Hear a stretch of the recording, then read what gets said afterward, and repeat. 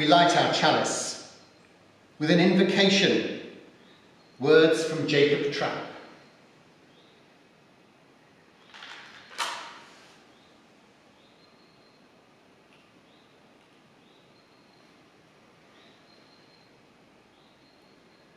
We light our chalice in summer's silent peace. We light the chalice in joy. We awaken to the sun's glory of light, praising you in the morning. You are the blue dome above and the limitless sky beyond. You are the warmth that embraces Mother Earth, the rain that quenches her thirst and gives renewal of life to all her children. You are the brightness of sunlit leaves, the shade under a cool canopy of trees, the congregation of great rocks, strength-giving, among which we stand steadfast. You are the stillness in the mountain, the corresponding stillness in us, which is deeper than all stirrings of self. You are the mesas as cliffs from which birds dart down and sing. You are the wings, the singer and the song. You are the listening world. Your signature is the beauty of things.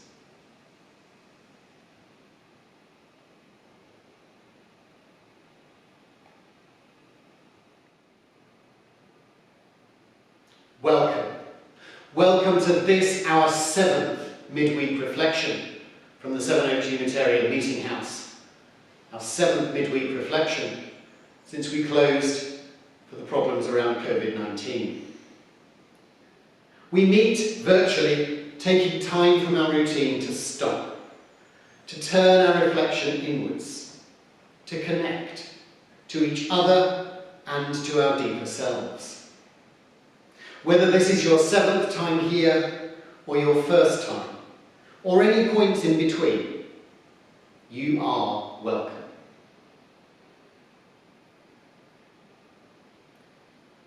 Now, I've spoken in recent reflections about the changing rhythm of our lives over the last few weeks, how this time of lockdown and enforced restriction has enabled me, at least, and perhaps you as well, to become more aware of the world around us, in the immediate vicinity, not miles away. Aside from a couple of pastoral trips out of town, and they were both necessary and essential, I've been here at the meeting house for over 6 weeks now.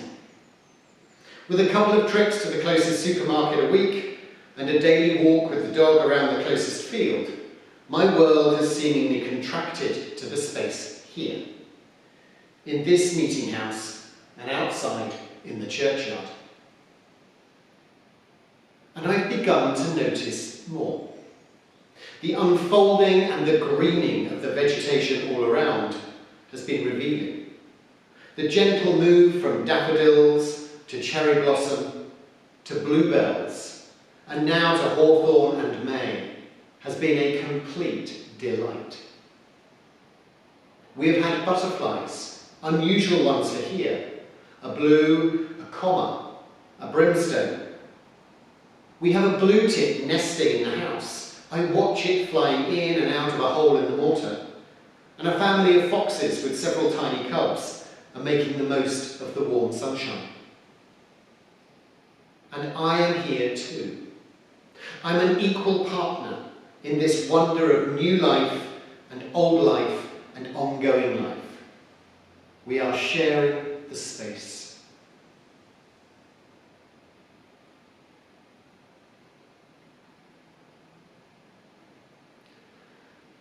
Now, the words for our chalice lighting this morning were somewhat longer than usual.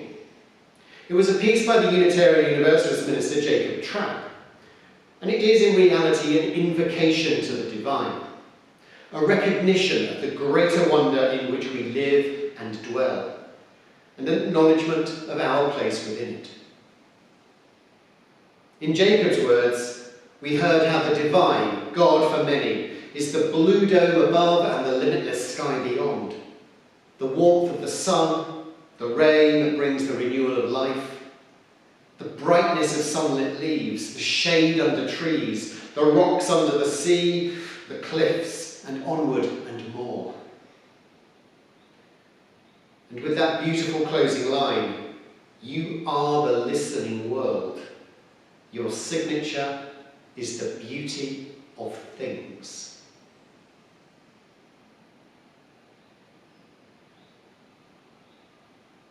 This recognition that the divine, God, goodness, however we might name that sense, the recognition that this is not some detached being divorced from reality, the recognition that the divine, the beauty in which we breathe and live and move, is this world around us.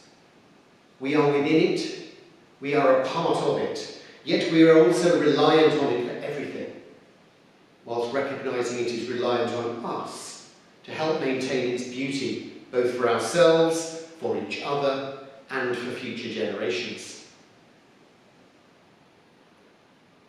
Now, I am aware, of course, that I'm fortunate to have this patch of green outside my window. Yet we are all grounded in some way to the earth. I do not live near mountains nor to the sea. Perhaps you do. I miss them. Yet I find my connections in these small pockets of wonder nearby.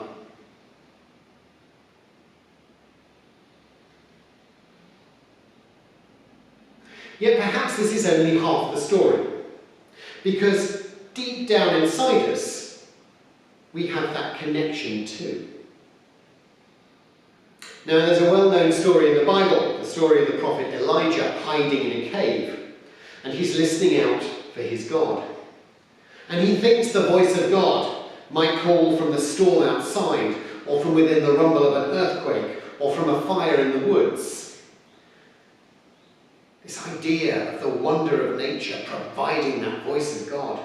Yet for Elijah there is a humbling recognition that it's only when he looks inside, when each of us looks inside, in the still and the calm, that you might hear the still, small voice. Only when you become one, at peace with the world in which you live, only then might you hear the true voice from within and without.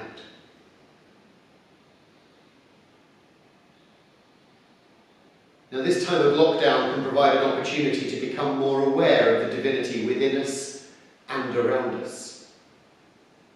Finding that still small voice in the world in which we live and deep within ourselves. As Unitarians, we recognise that interconnected nature of life and our place within it. We find the divine around us and as a part of us too. A paradoxical part of us and us a part of the divine. We are one. In truthful reflection and connection to this earth, we find the peace in which we might hear the still, small voice.